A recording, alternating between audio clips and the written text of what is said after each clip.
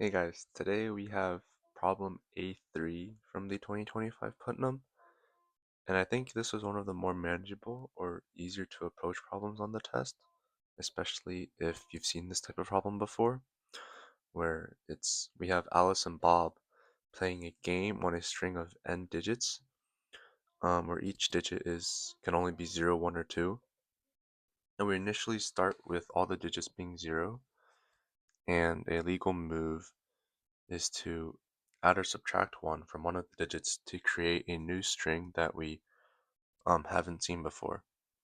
And a player with no legal move loses, so the other player wins. And so if Alice goes first and we alternate between moves, we want to determine for each n which player has a winning strategy. Um, and so looking at this problem, the first thing, I guess it's pretty natural to think that well, Alice goes first, and in most games, going first usually has an advantage. So let's suppose that Alice, for some reason, can always win. Well, let's see what happens for, I guess, smaller n if we just test and play it out a little bit. So we start with n is equal to 1. Um, right, we start at the game state of 0 with 1 digit, and we can only go to a game state of 1. Um, Alice goes there, and then Bob can only add 1 to it, so we go to 2. And that's all that's possible because we can only decrease 2 by 1 now, but we've already seen it. So in this case, Bob wins. Alright, let's try n is equal to 2 now and see, what a possible game scenario might look like. And this is in no way optimal, but just to sort of like play around and see where it takes us. So we again start with all zeros, and let's say Alice makes a move to 1, 0 by incrementing the first digit. Then let's say Bob tries to go to 2, 0. And I guess we can just play around with going to a bunch of different states. I guess in this case a little randomly, and seeing where it can take us, not 0, 2.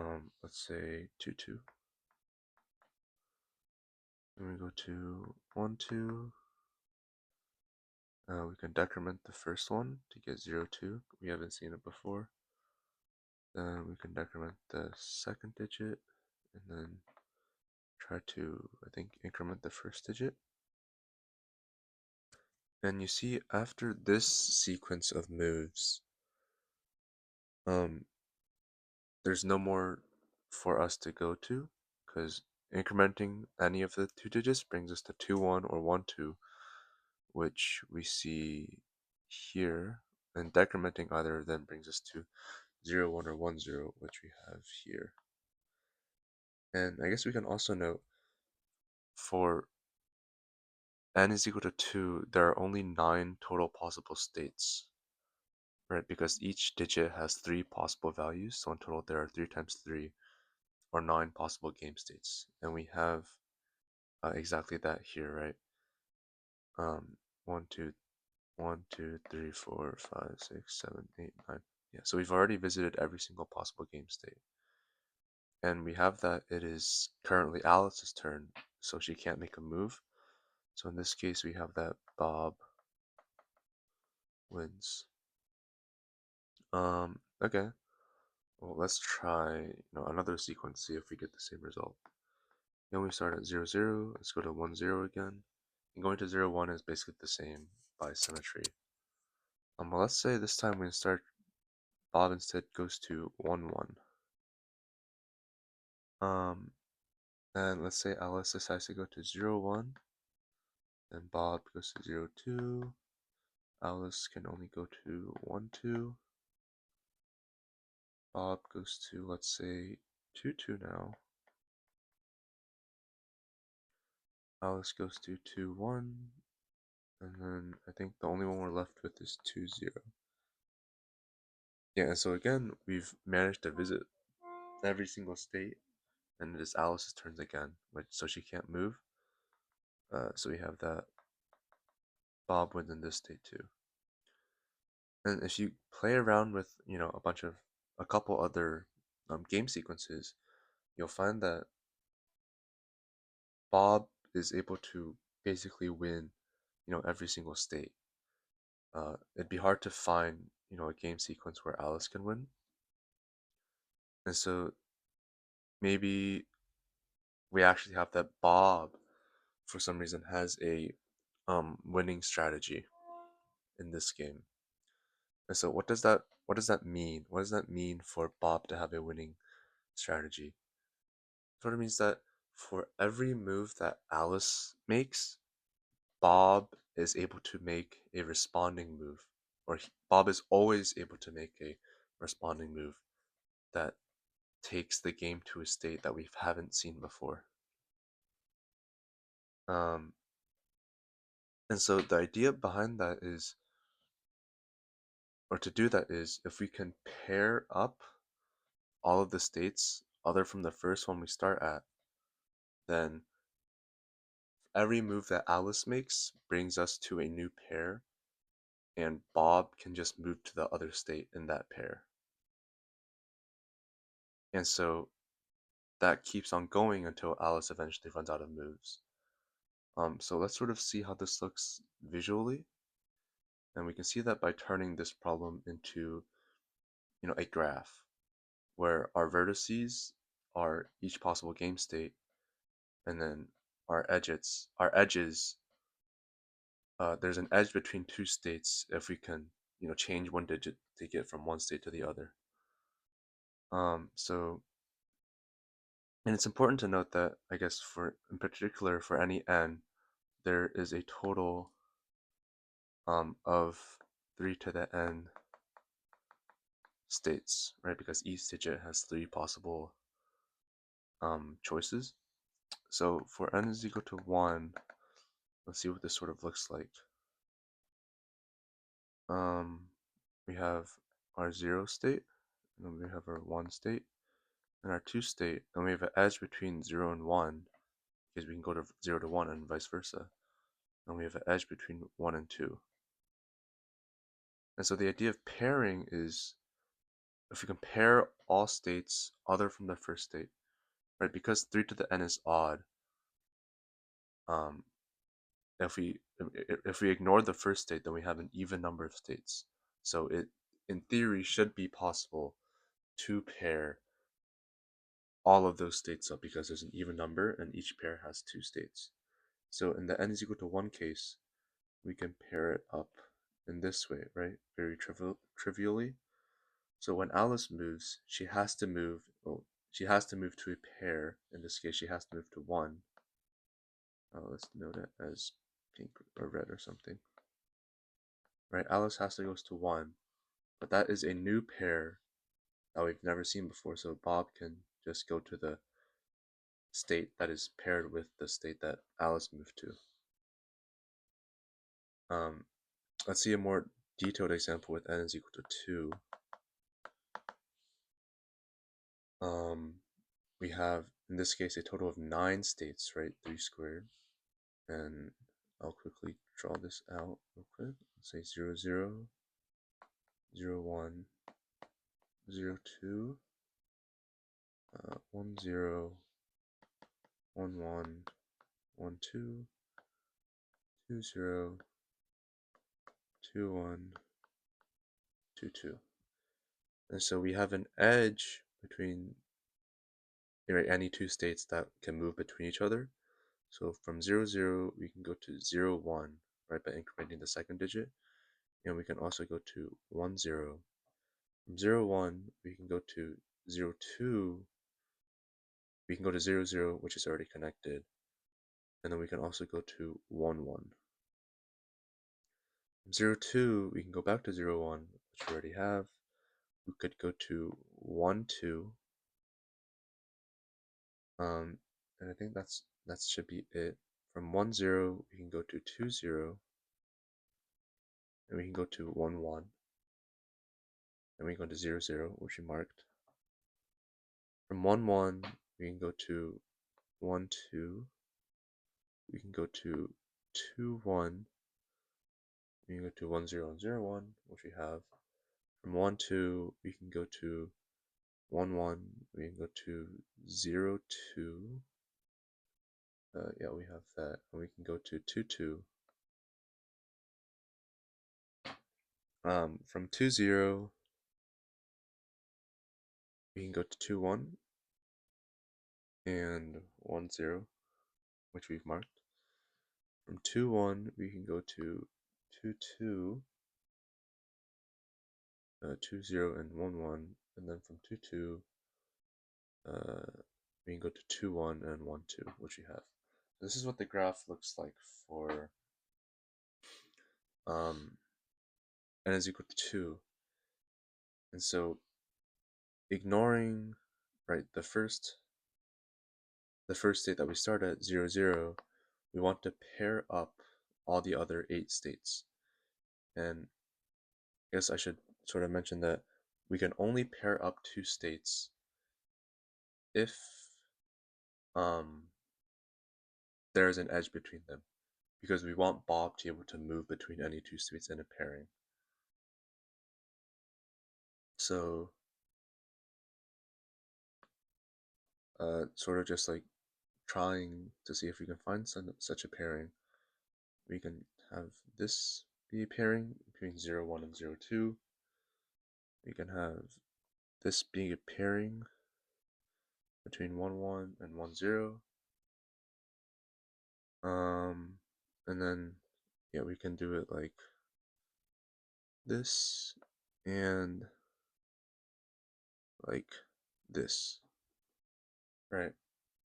So now that we have such a pairing, if we play it out, right, we have Alice starts at 0, 0 and has to go to the start of one of the pairings, right? So let's say she goes to 0, 1, right? Then Bob can just always match that move by going to the state that it's matched to.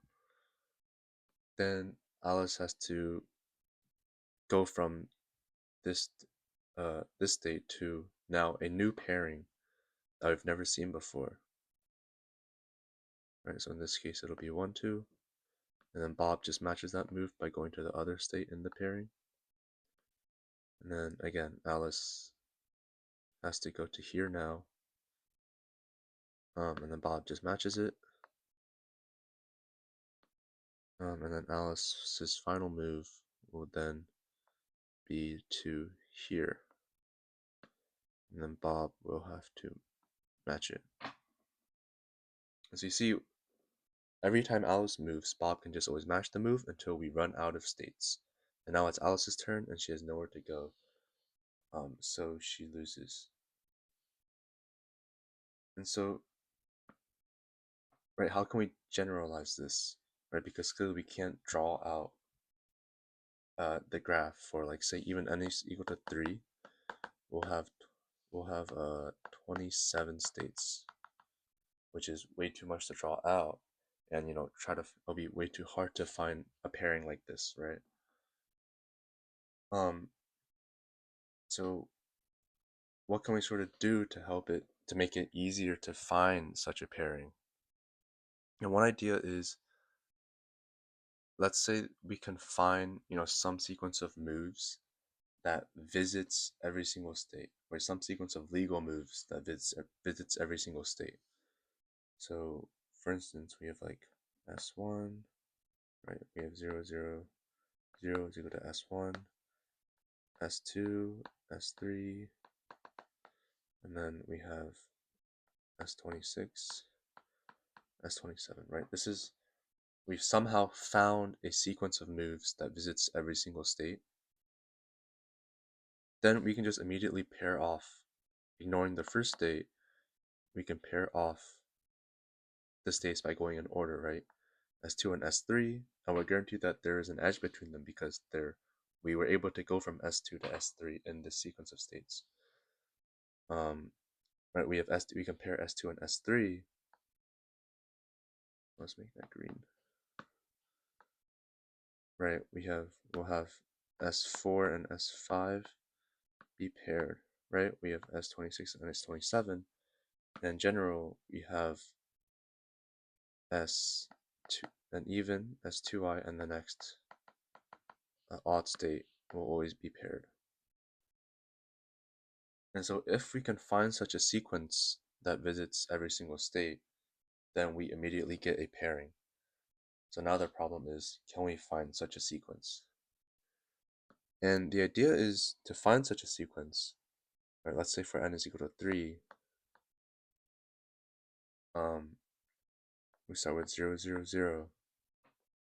Now we can notice that, right, for n is equal to 3, we also have this n is equal to 2 subproblem hidden here, right? So let's say we had a sequence of moves, let's say S, a sequence of moves for n is equal to 2, let's call it S2, big S2. Then, in particular, we can follow, for the n is equal to 3 case, we can pretend we're only playing on the first 2 digits. So we can follow the sequence of moves for n is equal to 2 to get the some state, right, x0. Then the idea is we can increment the last digit by 1 to xx1, and then we can follow S2 in reverse to get back to 0, 0, 1, right? And then we can increment the last digit again to get to 0, 0, 2, and then follow S2 again to get to xx2. And this will indeed visit every single state for n is equal to 3, right? Because if we have that s is equal to 2 visits every state for the game on 2 digits, then we'll have that S2, we have that S2 is equal to 9, right? There's going to be 9 states in S2. So in this first step, we have 9 different states here. And then in this, right, in this first step, we have 9 different states. In the second step, we have 9 different states. And then this third step, we also, like when we follow S2 from 0, 0, 0 to xx0, there's going to be 9 different states. From xx1 to 0, 0, 1, we again have 9 different states when following S2 in reverse. And then from 0, 0, 2 to xx2 and following S2 in the right direction, again we have 9 states. So again we have a total of 27 states, which is what we're looking for with n is equal to 3. And each of these states is different, right? Because within, one, let's call this a block, right? Within each block here, we have that S2 already guarantees that all the states are different. And then between each different block, we have the last digit is different, right? So between each block, the states are different, and within each block, the states are different. So we indeed have 27 different states, and right, that gives us the path that we're looking for. And so this calls to sort of a proof by induction to find such a path. And so, right, for our base case, we have n is equal to 1, which what we showed trivially above, right? This is our path that we found. We have S1 is equal to 0 to 1 to 2. And then our inductive hypothesis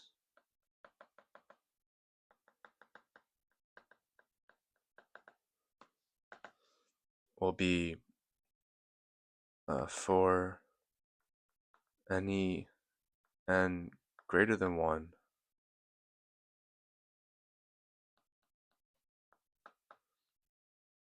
we assume that S of n minus 1 exists, or assume we have found a path on the game or a sequence of states on the game for n minus 1 digits that visits every single state. then our inductive step will be, okay, like we did for n is equal to 3, right? We start with 0, 0, 0, 0, 0, right, n of these. We follow s minus 1 to get to some n state, right, and 0. We increment it, we increment the last digit by 1, and then we follow it in reverse to get back to 0, 0, or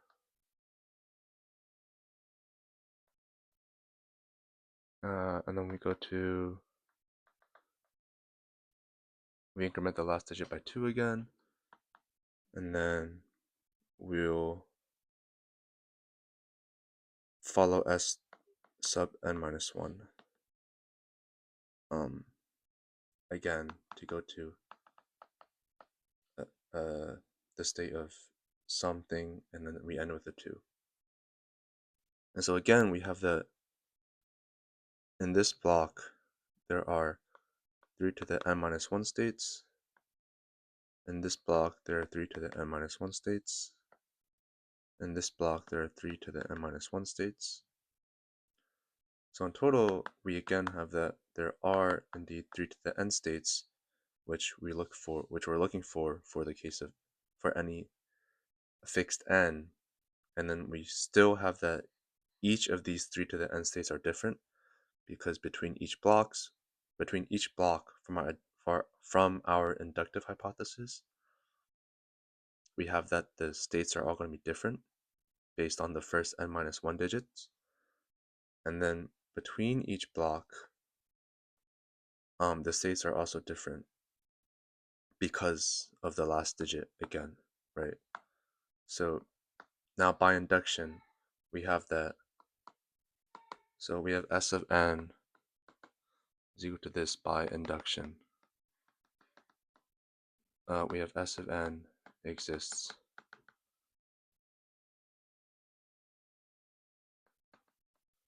for all n.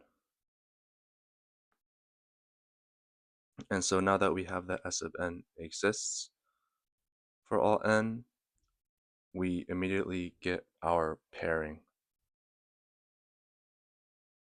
So we have s of n is a sequence of moves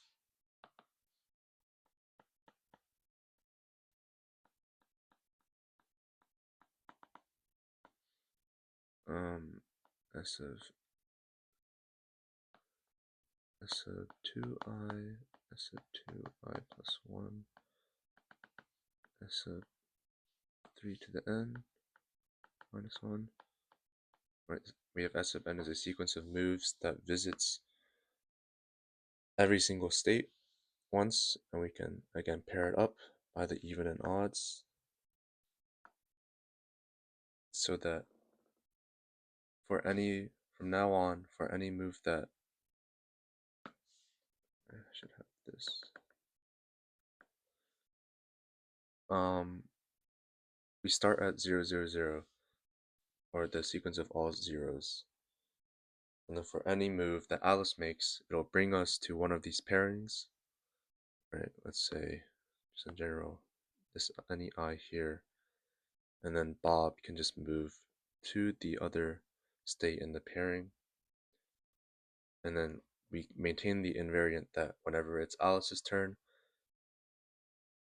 all of the remaining pairings haven't been seen, and the pairings that we've had seen, both states have been visited.